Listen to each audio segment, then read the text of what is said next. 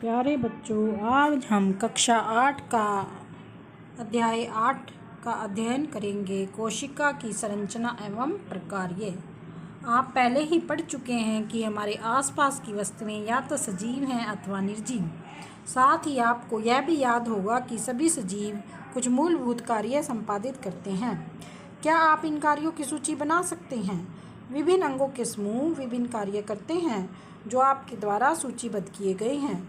इस अध्याय में आप अंगों की संरचनात्मक मूलभूत इकाई के विषय में पढ़ेंगे, जिसे कोशिका कहते हैं। बच्चों, कोशिकाओं की तुलना हम ईंटों से कर सकते हैं। जिस प्रकार विभिन्न ईंटों को जोड़कर भवन का निर्माण किया जाता है, उसी प्रकार विभिन्न कोशिकाएं एक दूसरे से जुड़कर प्रत्येक सजीव के शरीर का निर्माण करती हैं। कोशिका की खोज के विषय में पढ़ेंगे। बच्चों, रॉबर्ट हुक ने 1665 में कॉर्क के स्लाइस का सामान्य आवर्धक यंत्र की सहायता से अध्ययन किया। कॉर्क पेड़ की छाल का एक भाग है। उन्होंने कॉर्क की पतली स्लाइस ली और उसका सूक्ष्मदर्शी की सहायता से अध्ययन किया। उन्होंने कॉर्क की स्लाइस में अनेक कोष्ठयुक्त अथवा विभाजित बक्से देखे, जैसा कि चित्र 8.1 में दिखाया गया है। ये बक्से मधुमक्खी की छत्ती के समान दिखाई दिए। ये देखिए बच्चों, रॉबर्ट हुक ने जो कॉर्क की कोशिकाएं देखी, चित्र 8.1 में दिखाई गई हैं। उन्होंने यह भी देखा कि एक कोष्ठ अथवा बॉक्स दूसरे से एक दीवार अथवा विभाजन पट्टी द्वारा अलग है। हुक ने प्रत्येक कोष्ठ को कोशिका का नाम दिया। हुक द्वारा देखी गई यह बक्सनुमा संरचनाएं वास्तव में मृत कोशिकाएं थीं। सजीवों की जीवित कोशिकाओं को संवर्धित सूक्ष्मदर्शी की खोज के बाद ही देखा जा सका। रॉबर्ट हुक के प्रेक्षण के लगभग 150 वर्षों बाद तक भी कोशिका के विषय में बहुत कम जानकारी थी। बच्चों, आज हम कोशिका की संरचना एवं कार्य के विषय में बहुत अधिक जानकारी है। यह अधिक आवर्धन क्षमता वाले संवर्धित सूक्ष्मदर्शी एवं अन्य तकनीक द्वारा ही संभव हो सका है। तो बच्चों, अब हम कोशिका के विषय में पढ़ेंगे। भवन के लिए ईंट एवं सजीवों में कोशिका दोनों ही मूलभूत संरचनात्मक इकाई हैं, जैसा कि चित्र 8.2a और b में दिखाया गया है। बच्चों, ये देखिए, चित्र 8.2a ईंट की दीवार और b है प्याज की झिल्ली। यद्यपि भवन निर्माण में एक समान ईंटों का प्रयोग होता है, परंतु उनकी आकृति, डिजाइन और साइज अलग अलग है। इसी प्रकार सजीव जगत के जीव एक दूसरे से भिन्न होते हुए भी कोशिकाओं के बने होते हैं। निर्जीव ईंट की अपेक्षा सजीवों की कोशिकाओं की संरचना अधिक जटिल होती है। बच्चों, मुर्गी का अंडा आसानी से दिखाई दे जाता है। क्या यह एकल कोशिका है अथवा कोशिकाओं का एक समूह? तो बच्चों, मुर्गी का अंडा जो है वो एक एकल कोशिका है तथा आकार में बड़ा होने के कारण इसे नग्न आंखों से भी देखा जा सकता है।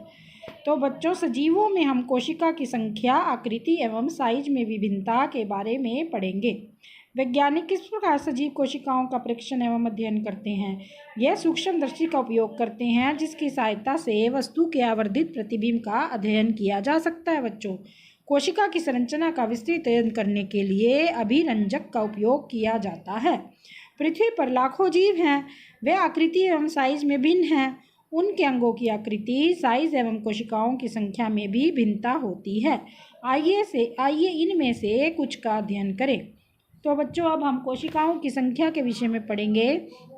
क्या आप किसी लंबे वृक्ष अथवा हाथी जैसे विशाल जंतु के शरीर में पाए जाने वाली कोशिकाओं की संख्या का अनुमान लगा सकते हैं? यह संख्या अरबों खरबों में हो सकती है। मनुष्य के शरीर में कई खरब कोशिकाएं पाई जाती हैं, जो आकृति एवं साइज में भिन्न होती हैं। कोशिकाओं के विभिन्न समूह अनेक प्रकार के कार्य करते हैं। 1 अरब में 100 करोड़ होते हैं और 1 करोड़ में बच्चों 100 लाख होते हैं। वह जीव जिनका शरीर एक से अधिक कोशिकाओं से बना होता है, उनको बहुकोशीय कहते हैं, मल्टी सेलुलर कहते हैं। बच्चों, इसको मल्टी का मतलब अनेक, सेलुलर का मतलब कोशिका। छोटे जीवों में कोशिकाओं की कम संख्या उनके क्रियाकलापों को किस प्रकार प्रभावित नहीं करती? आपको जानकर आश्चर्य होगा कि अरबों कोशिकाओं वाले जीवों के जीवन का प्रारंभ एक कोशिका से ही होता है, जो एक निषेचित अंडा है। निषेचित अंडा गुणन करता है तथा वृद्धि एवं परिवर्तन के साथ कोशिकाओं की संख्या बढ़ती जाती है। चित्र 8.3a और b को देखिए। दोनों जीव एकल कोशिका के बने होते हैं। एक कोशिका वाले जीवों को एक कोशीय कहते हैं बच्चों। जैसे ये अमीबा का चित्र दिखाया गया है, ए पे अमीबा है, एक कोशीय जीव है, और पैरामीशियम भी एक कोशीय जीव है। एक कोशिक जीव भी वह सभी आवश्यक क्रियाएं करता है जो बहुकोशीय जीवों द्वारा की जाती है।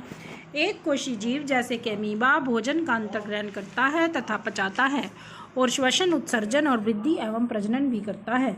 बहुकोशीय जीवों में यह सभी कार्य विशिष्ट कोशिकाओं के समूह द्वारा संपादित किए जाते हैं। कोशिकाओं का वह समूह उत्तक का निर्माण करते हैं तथा विभिन्न उत्तक अंगों का निर्माण करते हैं। तो बच्चों, क्रियाकलाप 8.1 है। अध्यापक अमीबा एवं पैरामीशियम की स्थायी स्लाइड सूक्ष्मदर्शी यंत्र से दिखा सकते हैं।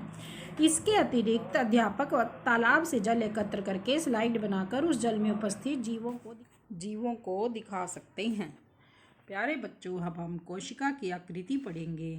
चित्र 8.3a को देखिए। चित्र में दर्शाई गई अमीबा की आकृति को आप किस प्रकार परिभाषित करेंगे? आप कह सकते हैं कि इसकी आकृति अनियमित है। वास्तव में अमीबा की कोई निश्चित आकृति नहीं होती, यह अपनी आकृति बदलता रहता है बच्चों। इसके मुख्य शरीर से बाहर की ओर परिवर्ती लंबाई के प्रवर्ध उभरे रहते हैं, इन्हें पादाप कहते हैं। जैसा कि आप कक्षा 7 में पढ़ चुके हैं, यह प्रवर्ध अमीबा की गति के समय भोजन का अधिग्रहण करते समय बनते एवं बिगड़ते रहते हैं बच्चों। अपनी आकृति बदलने से अमीबा को क्या लाभ होता है?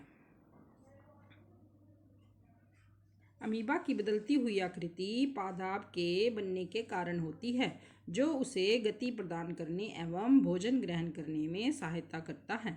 मनुष्य के रक्त में पाई जाने वाली श्वेत रक्त कोशिकाएं WBC भी कहते हैं बच्चों इन्हें, एक कोशिकीय संरचना का उदाहरण है जो अपनी आकृति बदल सकती हैं। WBC एक कोशिका है, जबकि अमीबा एक पूर्ण विकसित जीव है जिसका स्वतंत्र अस्तित्व है। आपके विचार में उन जीवों में कोशिकाओं की आकृति कैसी होगी जिसमें लाखों कोशिकाएं होती हैं? चित्र 8.4 ABC में मानव की विभिन्न प्रकार की कोशिकाएं जैसे कि रक्त, पेशी एवं तंत्रिका कोशिका दिखाई गई है। ये विभिन्न आकृतियां उनके विशिष्ट कार्य से संबंधित हैं। कोशिकाएं सामान्यतः गोलीय, चपटी, गोल अथवा चित्र लंबी होती हैं, जैसे कि चित्र 8.4a में दिखाया गया है। कुछ कोशिकाएं लंबी होती हैं जिसके दोनों सिरे नुकीले होते हैं। इनका आकार तर्क रूप होता है। 8.4b कभी कभी कोशिकाएं बहुत लंबी होती हैं। कुछ कोशिकाएं शाखान्वित होती हैं, जैसे तंत्रिका कोशिका। तंत्रिका कोशिका संदेश प्राप्त कर उनका स्थानांतरण करती है, जिसके द्वारा यह शरीर में नियंत्रण एवं समन्वय का कार्य करती हैं।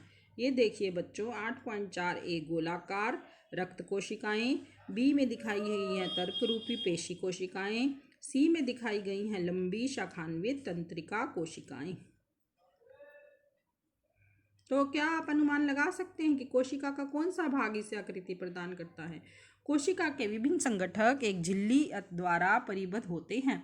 यह झिल्ली पौधे एवं जंतुओं की कोशिका को आकृति प्रदान करती है। पादप कोशिका में एक अतिरिक्त आवरण होता है जिसे कोशिका भित्ति कहते हैं। यह कोशिकाओं को आकार एवं दृढ़ता प्रदान करती है, जैसे कि चित्र 8.7 में दिखाया गया है। जीवाणु कोशिका में भी कोशिका भित्ति पाई जाती है। कोशिका का साइज। जीवों में कोशिका का साइज 1 मीटर का 10 लाखवें भाग यानी माइक्रोमीटर के बराबर छोटा हो सकता है अथवा कुछ सेंटीमीटर लंबा भी हो सकता है, परंतु अधिकतर कोशिकाएं अति सूक्ष्मदर्शी होती हैं एवं नग्न आंखों से दिखाई नहीं देती। उन्हें सूक्ष्मदर्शी द्वारा बड़ा अथवा आवर्धित करना आवश्यक है। सबसे छोटी कोशिका का साइज 0.1 से 0.5 माइक्रोमीटर है, जो कि जीवाणु कोशिका है बच्चों। सबसे बड़ी कोशिका शत्रुमुर्ग का अंडा है, जिसका साइज 170 मिलीमीटर से 130 मिलीमीटर होता है। क्रियाकलाप करेंगे इसके लिए हम। क्रियाकलाप 8.2 मुर्गी का एक अंडा उबालिए, उसका छिलका अलग करिए। आप क्या देखते हैं? एक सफ़ेद पदार्थ केंद्रक के पीले भाग को घेरे हुए है। सफ़ेद भाग एल्ब्यूमिन है बच्चों, जो उबालने पर ठोस में परिवर्तित हो गया। पीला भाग योक है, यह एक एकल कोशिका का भाग है। आप इसे आवर्धक उपकरण के बिना भी देख सकते हैं। क्या हाथी की कोशिकाएं चूहे की कोशिकाओं से बड़ी होती हैं? पहेली सोच रही है ये बात। किसी कोशिका के साइज का संबंध किसी पौधे अथवा जंतु के साइज से नहीं होता। ऐसा बिल्कुल भी आवश्यक नहीं है कि हाथी की कोशिकाएं चूहे की कोशिकाओं से बहुत बड़ी हों। कोशिका के साइज का संबंध उसके प्रकार्य से है। उदाहरण के लिए तंत्रिका कोशिकाएं हाथों एवं चूहे दोनों में ही लंबी एवं शाखान्वित होती हैं। हाथी एवं चूहे दोनों में ही लंबी एवं शाखान्वित होती हैं। यह संदेश के स्थानांतरण का कार्य करती हैं। कोशिका की संरचना एवं प्रकार्य पढ़ेंगे बच्चों। तो हम पढ़ेंगे इसमें, आप पढ़ चुके हैं कि प्रत्येक जीव के अनेक अंग होते हैं। आप कक्षा 7 में पाचन अंगों के विषय में पढ़ चुके हैं, जो सम्मिलित रूप से पाचन तंत्र बनाते हैं। किसी तंत्र में प्रत्येक अंग अलग अलग प्रकार्य करता है, जैसे पाचन, स्वांगीकरण तथा अवशोषण। इसी प्रकार विभिन्न पादप अंग भी विशिष्ट या विशेष प्रकार्य करते हैं। उदाहरण के लिए जड़, जल, खनिजों के अवशोषण में सहायता करती है। आपने कक्षा 7 में पढ़ा है, पत्तियां भोजन के संश्लेषण का कार्य करती हैं। प्रत्येक अंग पुनः छोटे भागों से बना होता है, जिसे उत्तक कहते हैं। उत्तक एक समान कोशिकाओं का वह समूह है जो एक विशिष्ट प्रकार्य करता है। पहेली को समझ में आ गया कि अंग उत्तक के बने होते हैं और उत्तक कोशिकाओं के बने होते हैं। सजीव की संरचनात्मक इकाई कोशिका है। तो बच्चों, सभी सजीवों की जो संरचनात्मक इकाई है वो क्या है? कोशिका। तो बच्चों, अब कोशिका के भाग हम दोबारा मिलेंगे तब पढ़ेंगे। आज इतना ही। Okay, bye.